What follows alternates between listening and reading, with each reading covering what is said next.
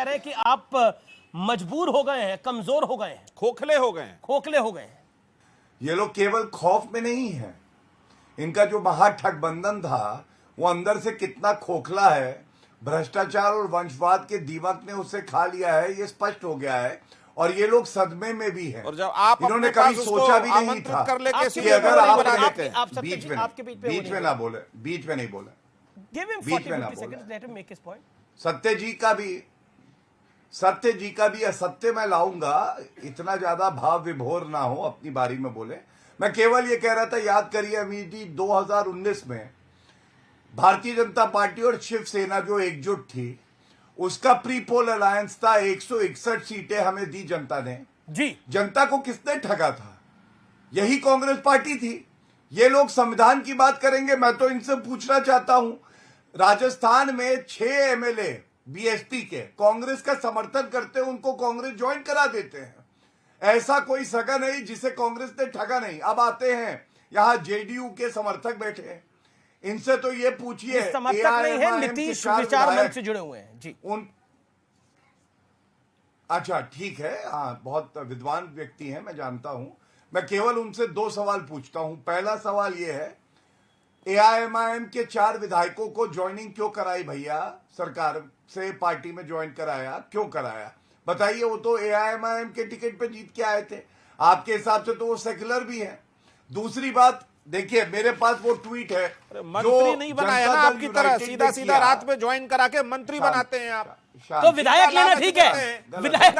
एक मिनट, वो उनकी वो पहले भी जेडीयू में रहे थे, उनके वो जो लोग थे पहले इधर ही थे, बाद में उन ओवैसी कहता है पैसे का, पैसे लेकर खरीद लिया। कोई खरीदा विरीदा नहीं, वो लोग पहले भी बिहार की राजनीति में अलग अलग पार्टियों में थे।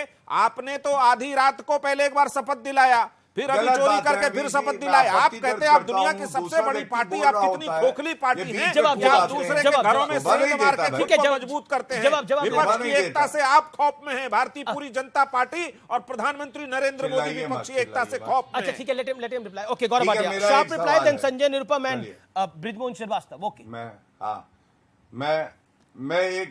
मैंने देखा कि ये बड़े भाव विभोर थे, कूद कूद के बीच में बोल रहे हैं। एक सवाल आपके लिए, जनता देख रही है, ये जेडीयू के ऑफिशियल ट्विटर हैंडल से ट्वीट है, जो घोटाला हुआ है कि आप जमीन दो नौकरी लो, जिसमें सीबीआई ने चार्जशीट भी फाइल करी है।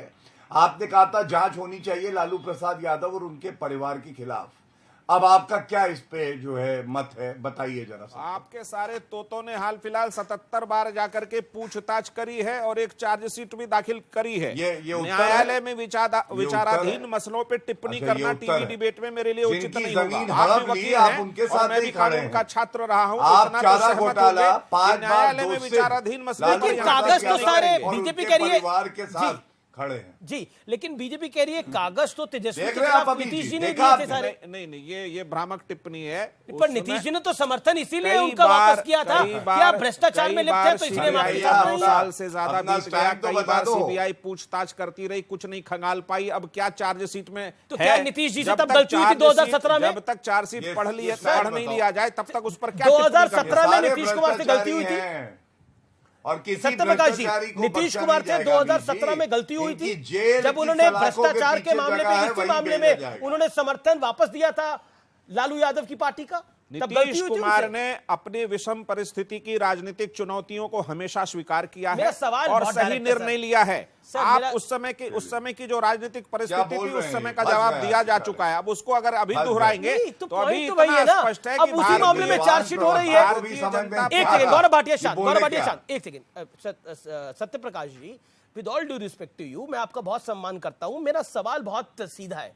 जिस मामले में नीतीश जी ने लगातार बोला कि भ्रष्टाचार हुआ और उस पर क्लैरिफाई करना चाहिए तेजस्वी यादव को, और उसी भ्रष्टाचार की वजह से उन्होंने समर्थन छोड़ दिया था लालू यादव की पार्टी का, आज उसी मामले में जब चार्जशीट हो रही है और बीजेपी कह रही है कि कागज पत्थर सब नीतीश कुमार ने दिए थे, तो आप कह रहे हैं वो परिस्थिति अलग थी।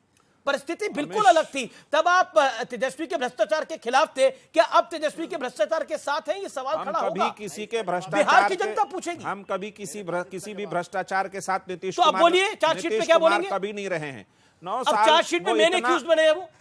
इतना पुराना मसला है वो कि सीबीआई ने कम से कम 77 बार जाके खगालने की कोशिश करी, कुछ हाथ नहीं लगा।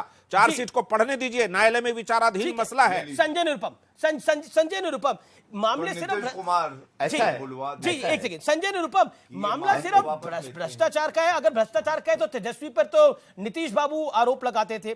और जहां तक बात है विधायक लेने का, कांग्रेस ने राजस्थान में बीएसपी के सारे विधायक ले लिए। मायावती ने बोला कि हमारे यहां डकैती हो गई है। सारे के सारे विधायक कांग्रेस के अंदर शामिल हो गए, जितने थे बीएसपी के 6 के 6। अच्छा, पहले जो अपने भाटिया जी जो नीतीश कुमार और लालू यादव जी के संदर्भ में सवाल उठा रहे हैं कि लालू यादव जी ने, उनकी पार्टी ने, तेजस्वी यादव ने या राजन ने कोई भ्रष्टाचार किया और उस भ्रष्टाचार से नीतीश कुमार ने हाथ मिला लिया, इस पर उनको एक बड़ा नैतिक प्रश्न खड़ा कर रहे हैं। अजीत पवार के घोटाले के खिलाफ तो छानबीन शुरू कर दी थी फडणवीस जी ने। अजीत पवार के सिंचाई घोटाले के खिलाफ महाराष्ट्र विधानसभा के सत्र कितने दिन निलंबित हो गए थे, नहीं हुआ। अजीत पवार के घोटाले के बाद अजीत पवार के साथ हाथ मिला रहे, तो अजीत पवार के साथ आपने हाथ मिलाए तो नैतिक है। और अगर वहां पर तथाकथित तौर पर आरजेडी के ऊपर भ्रष्टाचार का कोई आरोप लगा और जिसके बारे में कभी नीतीश कुमार की पार्टी ने कोई टिप्पणी की, तो उससे हाथ मिलाना अनैतिक हो गया।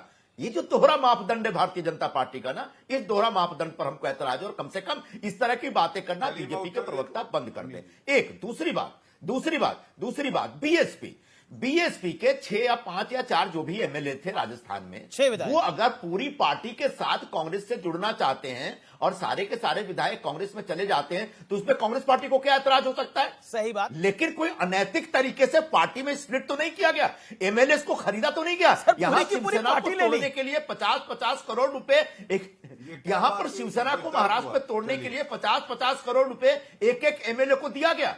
एक एमएलए को 50 करोड़ में खरीदा गया। कर्नाटक में एक एमएलए को 50 करोड़ में खरीदा गया, जिसका नतीजा भी कर्नाटक विधानसभा चुनाव में क्या हुआ उसको भारतीय जनता पार्टी ने देखा और भोगा है।